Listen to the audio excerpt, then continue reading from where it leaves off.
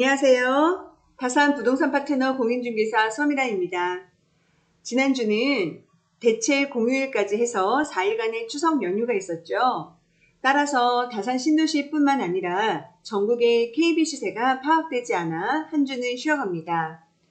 해서 이번 주 KB 시세는 2022년 9월 기준의 시세표를 같이 보실 거고요.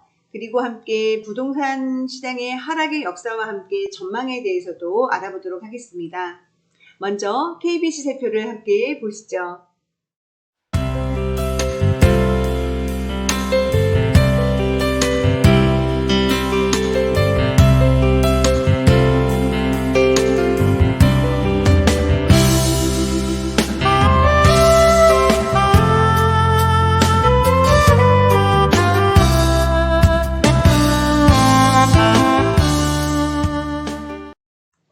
부동산 하락기는 하락기인가 봅니다. 모두들 잘 아시다시피 금리 인상이 직격탄이고 비단 금리뿐만 아니라 오르지 않은 게 없는 요즘입니다. 물가가 사정없이 뛰는 요즘에 달러 환율마저 가파르게 상승하여 지난 금요일 장중 1달러당 1399원을 찍고 1400원 돌파가 기정사실처럼 되어버렸습니다. 월간 기준 전국 주택가격이 2008년 글로벌 금융위기 이후 가장 큰 폭으로 떨어졌으며 16주 연속 하락한 서울은 마이너스 0.16%를 기록하며 9년 9개월 만에 최대 하락폭을 보였습니다. 서울보다 더 많이 떨어진 곳은 인천, 경기, 세종, 대전, 대구 등이네요. 상황이 이렇다 보니 하락의 책임을 전 집주인에게 묻는 내용 증명을 보내는 매수자가 나오고 최고가 19억 8천만 원에서 최근 14억 8천만 원까지 떨어진 고덕 아르테온의 이야기가 커뮤니티에 도배가 되는 등 웃지 못할 해프닝이 기사화되기도 합니다. 거래량이 씨가 마르니 폐업을 하거나 겸업을 하는 공인중개사도 늘어나고 있습니다. 1990년 이후 대한민국 부동산 시장은 총 3번의 큰 하락을 겪었습니다. 최근 조선일보 기사에 잘 정리가 되었는데요. 인용을 해보겠습니다. 80년대 중후반 집값이 폭등하자 당시 정부는 90년대 초반 일기 신도시 등 공급 폭탄으로 상승세를 진정시키며 1996년도까지 횡보시킵니다. 5년간 침체기가 지속되었습니다.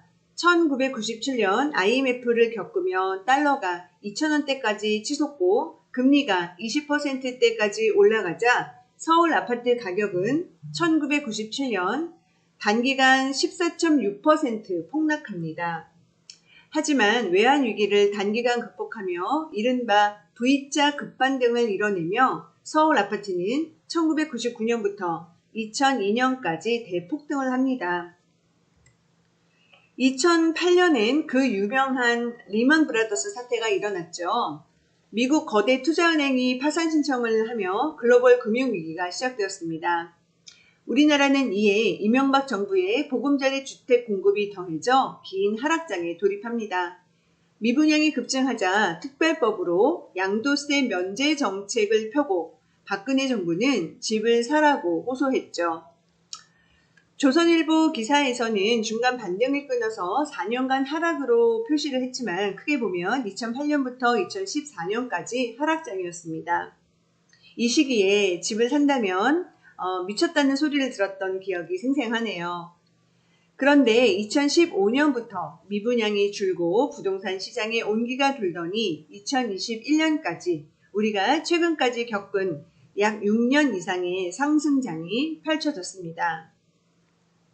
사상 초유의 저금리와 풍부한 유동성을 바탕으로 고공행진을 계속하던 집값은 러시아 우크라이나 전쟁과 이로 인한 물가 상승, 인플레이션을 우려한 미 연준의 연이은 자이언트 스텝으로 인한 금리 인상까지 겹치며 급격한 조정기를 보내고 있습니다. 급등을 했으니 조정이 따라오는 것은 당연한 이치인데요. 과거의 사례를 비교해 반등은 언제, 어떤 모습으로 올까요? 일단 과거와 달리 서울 공급 물량이 많지 않습니다. 경기도와 인천시에 포진이 된 제3기 신도시가 가장 큰 물량 부담인데 최소 5년은 지나야 입주가 가능할 것으로 보고 있습니다. 즉 V자든 W자든 반등은 나올 것으로 예상하며 개인적으로 양도세 중과 배제가 끝나는 시점인 내년 5월 이후가 아닐까 추측해 봅니다. 현 정부의 시그널이 중요합니다. 대출 규제 완화와 규제 지역 해제를 언제 할지가 당면 과제인데요. 현재 전국의 부동산 규제 지역은 투기과열지구가 43곳, 조정 대상 지역이 101곳입니다. 직전 3개월간 집값 상승률이 물가 상승률보다 높아야 하는데 현재는 그 반대의 경우가 대부분입니다. 함께 따지는 청약 경쟁률이나 분양권 전매 거래량도 이미 바닥권입니다. 15억 원 초과 아파트 대출 금지도 태생부터 기준이 모호했습니다. 주택 거래가 되지 않으니 돈 쓸 일이 많은 정부의 세수에도 도움이 되지 않죠. 반려동물 보유세마저 도입이 될 가능성이 있는데 많게는 수억 원의 단위의 주택 양도소득세를 언제까지 내버려둘 수 있을까요?